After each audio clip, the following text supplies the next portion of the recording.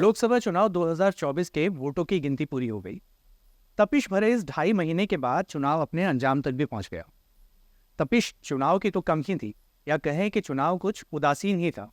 हाँ, मौसम की तपिश जरूर बहुत ज्यादा थी। और इस तपिश भरे मौसम में चुनाव ड्यूटी में तैनात कम से कम 58 लोगों की 1 जून 2024 तक गर्मी के कारण मौत हो गई। दरअसल देश भर से मिली आधिकारिक रिपोर्टों के अनुसार उत्तर प्रदेश में चुनाव ड्यूटी पर तैनात 33 लोगों सहित बिहार, उड़ीसा और मध्य प्रदेश में मौतें हुई हैं। लेकिन सबसे ज्यादा मौत उत्तर प्रदेश में हुई है। खैर, अब परिणाम भी सामने हैं और परिणामों में भाजपा ने 240 लोकसभा सीटें जीती है और बहुमत से 32 सीट दूर रह गई। वहीं उसकी सहयोगी पार्टियों जेडीयू ने 12 और टीडीपी ने 16 सीटें हासिल की हैं। चिराग पासवान की लोजपा, रामविलास वाली लोजपा ने अपनी सभी 5 सीटों पर जीत दर्ज की है। बीजेपी अपने दम पर तो सरकार बनाने से दूर रह गई, लेकिन एनडीए को पूर्ण बहुमत मिला है। विपक्ष कह रहा है कि यह भाजपा के साथ नरेंद्र मोदी की नैतिक हार है। कहां वो भाजपा 370 और एनडीए 400 पार का नारा दे रहे थे और कहां एनडीए 300 पार भी नहीं कर पाई, और भाजपा तो अपने दम पर बहुमत के आंकड़े तक को नहीं छुपाई। हालांकि इंडिया गठबंधन खुद भी भाजपा की कुल जीती हुई सीटों से नीचे ही है, पर भाजपा को बहुमत के आंकड़े से रोकने को इंडिया गठबंधन अपनी मोरल विक्ट्री की तरह देख रहा है। वैसे लोकसभा चुनाव के ये नतीजे विपक्ष के लिए भी खुशखबरी लेकर आए हैं। 10 सालों के बाद पहली बार कांग्रेस के प्रदर्शन में सुधार हुआ है। हालांकि 100 का आंकड़ा पार करने से एक सीट पीछे रह गई कांग्रेस। हाँ, इंडिया गठबंधन ने जरूर 200 का आंकड़ा पार कर लिया है। उसे 231 सीटों पर जीत मिली है।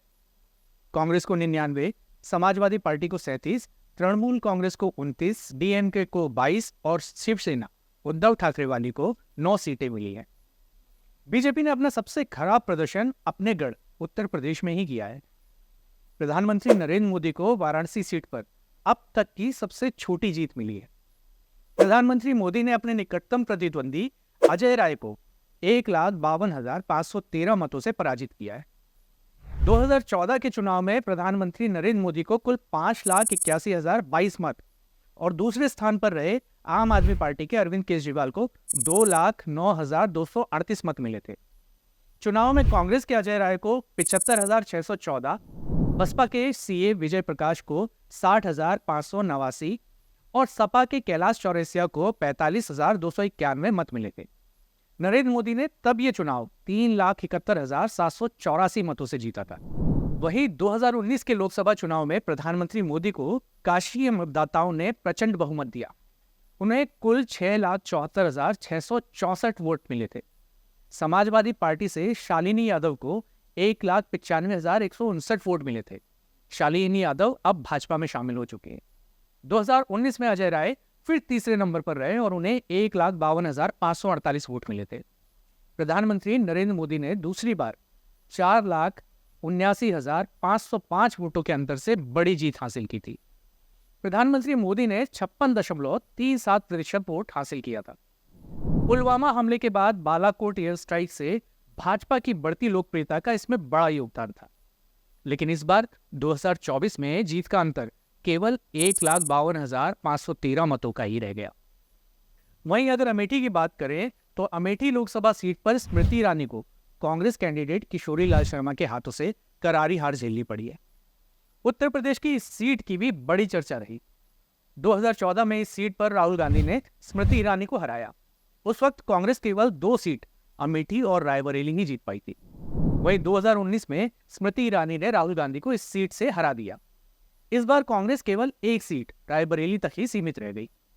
राहुल गांधी ने 2019 में अमेठी के साथ केरल के वायनाड से भी नामांकन किया था और राहुल गांधी वायनाड से जीतकर संसद पहुंचे थे। इस बार 2024 में अंत तक अमेठी सीट पर कांग्रेस की तरफ से यह सस्पेंस बरकरार रहा कि अमेठी सीट से राहुल गांधी चुनाव लड़ेंगे या नहीं। स्मृति ईरानी और पूरी भाजपा भी वक्त वक्त पर राहुल गांधी को अमेठी से चुनाव लड़ने का चैलेंज करते रहे, पर अंत में कांग्रेस की तरफ से सोनिया गांधी और राहुल गांधी के लिए चुनावी रणनीति तैयार करने वाले किशोरी लाल शर्मा को मैदान में उतार दिया गया और किशोरी लाल शर्मा ने इस सीट पर जीत दर्ज कर ली। वैसे अगर देखा जाए तो किशोरी लाल शर्मा ने यह सीट जीती है, ये कहने से ज्यादा ये बेहतर होगा कि स्मृति ईरानी ने यह सीट हारी है और अमेठी की जनता ने उनको हराया है। राहुल गांधी ने रायबरेली और वायनाड दोनों ही सीटों पर शानदार जीत दर्ज की। अब आने वाले दिनों में उन्हें एक सीट छोड़नी होगी ये देखना दिलचस्प होगा कि वो कौन सी सीट छोड़ते हैं, उत्तर प्रदेश की अपनी पारिवारिक सीट, या जब वो उत्तर प्रदेश से हारे तो उन्हें संसद तक पहुंचाने वाली केरल की वायनाड सीट। इसके अलावा उत्तर प्रदेश में जो चौंकाने वाली बात थी वो ये कि अयोध्या, जो फैजाबाद लोकसभा के नाम से सीट जानी जाती है, पहले अयोध्या जिला फैजाबाद जिले के नाम से ही जाना जाता था। कुछ साल पहले ही योगी सरकार ने इसे बदलकर अयोध्या जिला कर दिया गया। भाजपा को उस सीट पर भी हार का सामना करना पड़ा। इस सीट पर पिछले 2 बार से सांसद लल्लू सिंह अपनी हैट्रिक लगाने से चूक गए और इंडिया गठबंधन के साझा उम्मीदवार समाजवादी पार्टी के अवधेश प्रसाद लगभग 50,000 वोटों से जीत गए। रामनगरी में उम्मीद तो भाजपा को एक तरफा जीत की थी, मगर इंडिया गठबंधन के प्रत्याशी व सपा नेता अवधेश प्रसाद से कड़े मुकाबले 50,000 मतों से जीत गए। मतगणना के हर राउंड में भाजपा प्रत्याशी लल्लू सिंह को पिछड़ने के बावजूद किसी को उनकी हार का इल्म तक नहीं हुआ। दिन की चमक पर शाम की शाही चढ़ने के साथ ही पार्टी कार्यकर्ताओं और समर्थकों में निराशा दिखने लगी। हर किसी की जुबान सवाल करती रही कि आखिर वजह क्या रही। अब कई दिनों तक इसके जवाब आते रहेंगे। सवाल तो भाजपा के मन में भी उठ रहे हैं कि 500 साल के संघर्ष के बाद अयोध्या में राम मंदिर की सौगात देने के बावजूद चूक कहाँ रह गई, और हार भी सौगात के 4 महीने बाद।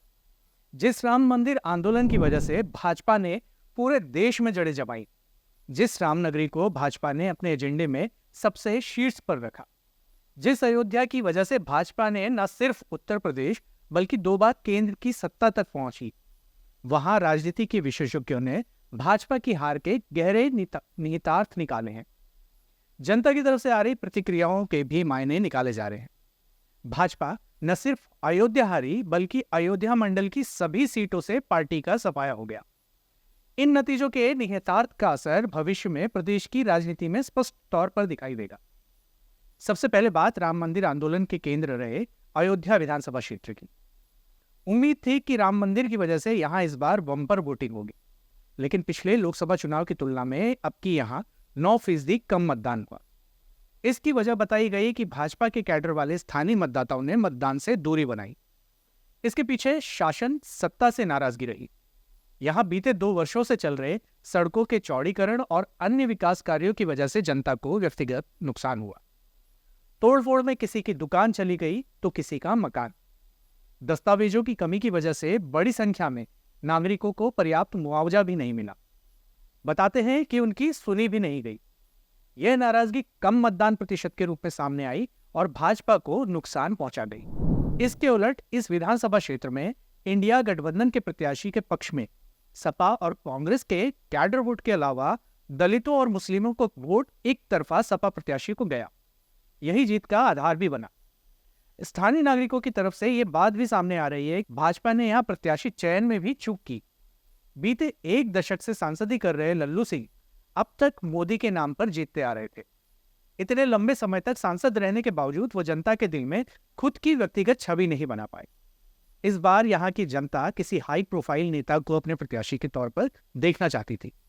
लल्लू के नाम की घोषणा होने पर लोगों को चुनाव में कोई रोमांच नजर नहीं आया और प्रधानमंत्री मोदी के नाम पर लगातार 3 बार जिताने से परहेज किया।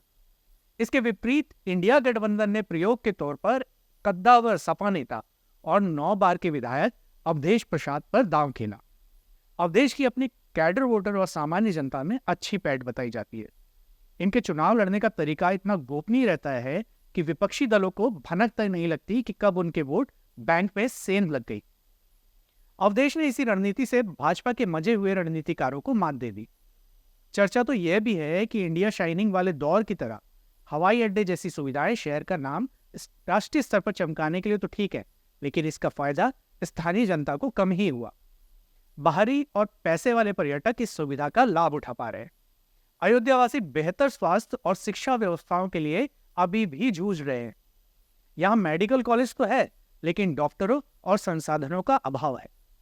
इलाज के लिए भटकने वाले आम मतदाता ने चमक दमक वाली बड़ी बातों से दूरी बनाई। बीते 3 वर्षों से अयोध्या में चल रहे विकास कार्यों की गति बेहद सुस्त है।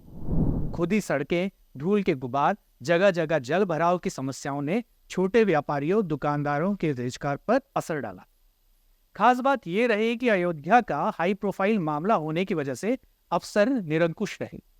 आमजन की सुनवाई नहीं हुई। इससे शासन के प्रति नाराजगी बढ़ी। राजनीति के विशेषज्ञों का मानना है कि बसपा का कैडर वोटर भी भाजपा से नाराज है। बसपा के कैडर मतदाताओं को लगता है कि भाजपा ने उनकी अपनी पार्टी को खत्म कर दिया और इस नाराजगी का परिणाम रहा कि अनुसूचित जाति का मतदाता कांग्रेस की ओर छिटक गया। यह स्थिति भाजपा के लिए हमेशा के लिए चुनौती बन गई है। 2024 के चुनाव नतीजों में एक चीज और हमेशा याद रखी जाएगी और वो है मध्य प्रदेश की इंदौर सीट पर दूसरे नंबर पर नोटा का रहना। हालांकि इंदौर सीट पर इस बार 3 रिकॉर्ड बने हैं। पहला, भाजपा के शंकर लालवानी को इस लोकसभा चुनाव में 12,26,751 वोट मिले। भाजपा ने यहां पर अपना पिछला रिकॉर्ड तोड़ दिया है। देश में सबसे ज्यादा वोट मिले। दूसरा, सांसद शंकर लालवानी देश में सबसे बड़ी जीत हासिल कर ली है। जीत का अंतर 10,08,077 वोटों का है। इससे पहले 2019 में सबसे बड़ी जीत गुजरात की नवसार सीट के नाम पर थी। वहां भाजपा के CR पाटिल नवसार सीट से 6.90 लाख वोटों से जीते थे। और तीसरा, नोटा को पहली बार देश में 2,18,674 वोट मिल गए हैं। अब तक देश में रिकॉर्ड बिहार की गोपालगंज सीट के नाम पर था। उसे 2019 में देश में सबसे ज्यादा 51,600 वोट मिले थे। असल में इंदौर सीट पर नाम वापसी वाले दिन कांग्रेस के प्रत्याशी अक्षय कांति बम ने अपना नाम वापस ले लिया था और कांग्रेस का कोई भी प्रत्याशी इस सीट पर चुनाव नहीं लड़ रहा था, जिस वजह से कांग्रेस ने नोटा का बटन दबाने की मुहिम चलाई थी, जिस वजह से नोटा दूसरे नंबर पर रही। इसके अलावा एग्जिट पोल को लेकर चुनाव से पहले विपक्ष न्यूज चैनल और एग्जिट पोल कराने वाली एजेंसी के निशाने पर रहे और चुनाव के बाद न्यूज चैनल और एग्जिट पोल कराने वाली एजेंसी विपक्ष के निशाने पर आ गई। हुआ ये कि 1 जून को अंतिम चरण के मतदान के बाद न्यूज चैनल अलग अलग एजेंसी के एग्जिट पोल दिखाने लगे। ज्यादातर एग्जिट पोल एनडीए को 350 से 370 सीट दिखा रहे थे और कुछ एग्जिट पोल तो एनडीए को 400 और 401 सीट्स भी दिखा रहे थे। इस पर न्यूज चैनल्स के एंकर विपक्ष को घेरने लगे और कहने लगे कि राहुल गांधी ने कहा था भाजपा को 140 सीट मिलेंगी, प्रियंका गांधी ने बोला था कि भाजपा को 150 सीट मिलेंगी, अखिलेश यादव ने कहा था कि हम यूपी में 79 सीट जीतेंगे। अब क्या हुआ? हालांकि ये एंकर बीच बीच में ये जरूर कह रहे थे कि ये केवल अनुमान है, पर उनका विपक्ष को घेरने का तरीका ऐसा था जैसे कि ये एग्जिट पोल नहीं बल्कि एग्जिट पोल हो। विपक्ष जब कहता है कि ये एग्जिट पोल है, फाइनल नतीजों में बदलाव हो सकता है, तो एंकर एग्जिट पोल करने वाले एजेंसी को वर्षों के एक्सपीरियंस की बात करते हुए एग्जिट पोल को एग्जिट पोल साबित करने लगते। अब जब 4 जून को नतीजे आए तो समाजवादी पार्टी के अनुराग भदौरिया ने आज तक चैनल पर माई एक्सेस नाम की एजेंसी के डायरेक्टर प्रदीप गुप्ता को उनके एग्जिट पोल को लेकर खरी खोटी सुना दी और उस वक्त एंकर एजेंसी के डायरेक्टर का बचाव करते हुए कहती है कि आपने भी एक सर्वे करवाया था, उसमें आपको 295 सीटें आ रही थी, उसका क्या हुआ? पर दोनों का चेहरा सब कुछ बयान कर रहा था। फिलहाल तो एनडीए को बहुमत मिल गया है। ऐसी खबर भी है कि शायद 9 जून को नरेंद्र मोदी प्रधानमंत्री पद की शपथ तीसरी बार लेंगे। अब देखना होगा कि 2 बार पूर्ण बहुमत की सरकार चलाने के बाद इस बार गठबंधन की सरकार चलाना कितना चुनौती भरा होगा। खबर पर अपनी राय कमेंट बॉक्स में जरूर लिखें।